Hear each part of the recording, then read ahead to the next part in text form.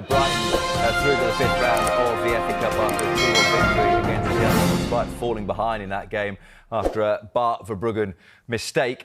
Again, we talked about VAR and what was missing and what isn't, but there was hints certainly of a handball in the build-up to the winning goal by Karim Mitoma. Yeah, but you need a bit of luck, and I actually thought it was a good performance. I mean, look, it was a sloppy start, of course. Verbruggen's mistake doesn't help and kind of sets everyone back a little bit. But once they recovered from that, I thought Chelsea were poor. If Cole Palmer's not at his absolute best, which he's maybe not been in recent weeks, and teams are going to target him in particular because you can tell when Chelsea are good, it's because he's really involved and showing his quality. When he's not as involved, they've looked quite poor. And they've struggled. You know, Jackson's gone off a bit of form, and Nkunku played and is not quite getting there yet.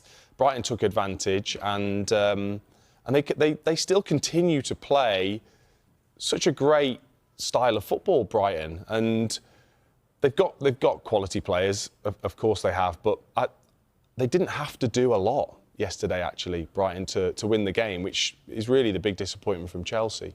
But this has been a concerning run now for Chelsea. And if we look at their last 10 results, just 3 wins in their last 10 games, is there a consistency in terms of the failings during this period that you've been able to see that there are certain things which keep happening from a Chelsea perspective? Defensively, they're not brilliant. I think he's really struggled to get the consistency in the back line. The goalkeeper's clearly an issue, and that's becoming worse because you can tell his confidence has been affected. And Jorgensen has come in and had his opportunities also. And with Cole Palmer going slightly off form, it's almost been as simple as that. Obviously, Lavia, I think, makes a big difference also. He's another player that can't stay fit. I think when he's in that midfield, he gives, I think, a lot more freedom for a Palmer, for an Enzo Fernandez, for the forward players, the way he plays in midfield with Caicedo. I think he is actually a key player, and when he's played, I've been very impressed with the setup of Chelsea's midfield. But, you know, even Leicester had these periods in the Championship. Leicester had, their supporters were getting a bit disgruntled with some of the performances because of the way MARESCA likes to play, and there can be lots of play without anything actually happening. And then against the better sides, who can then cut through you, and if you're not keeping clean sheets, it's just a difficult situation. I thought they kind of jumped above maybe where they were at the early part of the season. So in terms of what they would need to do then to get themselves to the next level, it was interesting, he said yesterday, I said to the players weeks ago and said again, as a team, we need to learn to win games 1-0. That is what big teams do. Yeah, so he's talking about that defensive mentality as a team, stopping the opposition, because he knows he's got the quality. He's used the squad really well in all competitions, and you know, ultimately it's now about the detail, isn't it? It's about I mean, he'll want consistency in terms of injuries for that back line and Lavia, and then he'll want more consistency from his players, because one week you watch Chelsea and go, I've been really impressed with them, the way they've played. The next week you almost can't recognise the same team, the same players. I'm afraid, time for him to bed still in his style and to make sure his top players stay fit. Just on the point about becoming, I guess, more street smart and winning more games 1-0, it felt like a conversation that we had towards the start of the season, that because it's such a young squad, as you said, time and learning is the only... They're not going to suddenly wake up one morning and be the finished article, because there are a lot of young men there. So because Chelsea have invested in this project of buying talented, very young players, that these periods are going to happen. And ultimately, he was right when he kept saying for a little period when they're in form, we're not good enough to win the Premier League title. Yeah, and I thought it was interesting at the time that he made those comments, because we were all looking, going, but you've got 2 players for every position, 2 quality players for every position. But he was right. He was clear in what he'd seen on the training pitch, and also not only are they young players, there's so many new players. bringing a lot of new players in to all of a sudden play together and have a cohesion that a Liverpool side has, where 75% of the squad have been there for many years and really understand the way the team plays.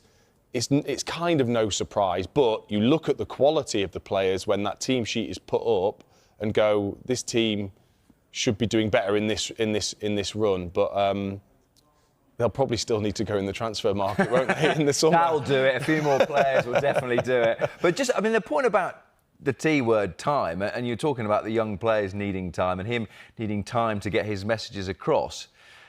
Is he going to be given that time? If 3 wins in 10 stretches to 4 wins in 15, you would think that the pressure starts to mount a little bit.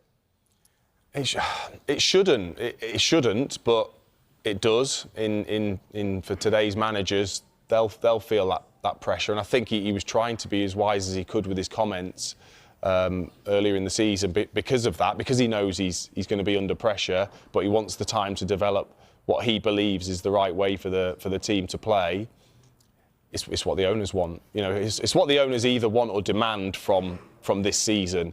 What the end result ends up being for Chelsea will dictate. But I looked at Arteta when he came in, and I stuck by him because I could see that there was a change. I feel quite similar with Ange Postecoglou. I've seen such a change that when everybody's fit, you can see how it can work. And with Chelsea, I feel like I've seen enough performances under MARESCA to go, I can see how it's going to work. It's then just whether you can have the patience or not. So, for example, then, if, as someone who knows the game, Chelsea owners came to you at the end of the season and Chelsea had finished 4th and won the Conference League, would that be enough from your perspective? Yes. Yeah. Yes, it should. Do you think it will be enough from theirs, I guess, is a different question. Well, yeah, exactly, that'll be a different question. But yes, I do. To bring in so many new players and a new manager and to see a genuine improvement and come away with something at the end of the season, if you can't keep your job after that, I'm not quite sure where we are. I know Chelsea want the top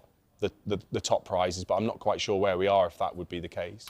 Just a word on Brighton. I don't know if there's a prize for the most unpredictable team in the Premier League, but I think they'd certainly be the strong favourites in that category because you're never quite sure what to expect from them. But again, when the draw is made, you wouldn't want Brighton away in the next round because they can be a very dangerous team. Yeah, they can. Again, I've watched them 3 or 4 times in the last 3 or 4 months, and they've been very different every time I've watched them. They can show 30, 40 minutes of complete control of a game, cutting through teams, right from the back. Lewis Dunk starting it off, piercing through midfield. Quality players that they have, as Wolves just about have a chance. It's a great block. In terms of playing through, the electric pace and trickery that they have on the wings, when Welbeck's fit leading the line, you can see why they've done well this season. But there's something, it's really hard to put my finger on exactly what it is, whether it is missing chances in games when they're on top and maybe having then a slightly weak underbelly in terms of defensively, again with young players, which is the way their scouting works. I don't necessarily see this real connection between the manager and the players yet. When you're there live and you watch him on the sideline and then you watch him when he greets the players at half-time and on the pitch afterwards, I'm yet to really think there's a genuine connection there yet. But again, still relatively... 7 shots in the game, only 1 of those on target. ENZO MARESCA said his side badly missed Nicholas Jackson, but there's a chance his striker could be back for the game at Brighton in just 5 days' time. Sometimes I think you need to play games with that players to realize how important they are. We said many times about Nico, important on the ball and off the ball. Off the ball, the intensity of the pressing is always very, very good. And on the ball, it's a threat always. But I think overall, even without Nico, the game, I think, was a little bit for both. We start very good. First half, probably the only shot on goal that they have has been the goal. We control, we create some chances. And the second half, more or less, happened the same. Probably the only shot on goal has been the second goal. after the second goal, we had few chances to draw, and we miss. And now the good, if there is something good after the defeat, is that now we can be focused, with the Premier League and Conference.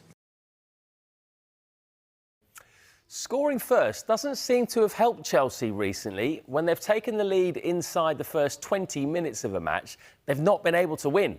The last 5 games in which that's happened, they've lost 3 and drawn 2.